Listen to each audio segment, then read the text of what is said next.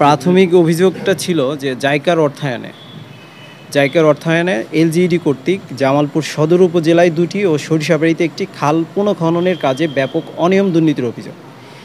আর এখানে যে খাল খননের যে বিষয়টা ছিল সেখানে হচ্ছে সদর উপজেলার শাহবাজপুর বংশাই খালের 12.40 কিলোমিটার, নান্দিনার শ্রীপুর ভালুকায় নাসনা শালিকা এলাকার 4টি খালের 24 কিলোমিটার এলাকা এবং সরিষাবাড়ি উপজেলার বড়বাড়িয়া সোয়াইকোর খালের 3.8 কিলোমিটার পুনঃখনন কাজের টোটাল বাজেটটা হলো প্রায় 5 কোটি টাকা। 5 কোটি টাকার প্রকল্প সম্পর্কে অনিয়মের বিষয়ে আমরা অনুসন্ধানে এসেছি। এনফোর্সমেন্ট অভিযান পরিচালনার জন্য আমাদেরকে পাঠানো হয়েছে। আমরা এই খাল খননের বিস্তারিত তথ্য উপাত্ত নিয়ে যাচাই বাছাই করে পূর্ণাঙ্গ প্রতিবেদন আমরা প্রধান কার্যালয়ে পাঠাবো।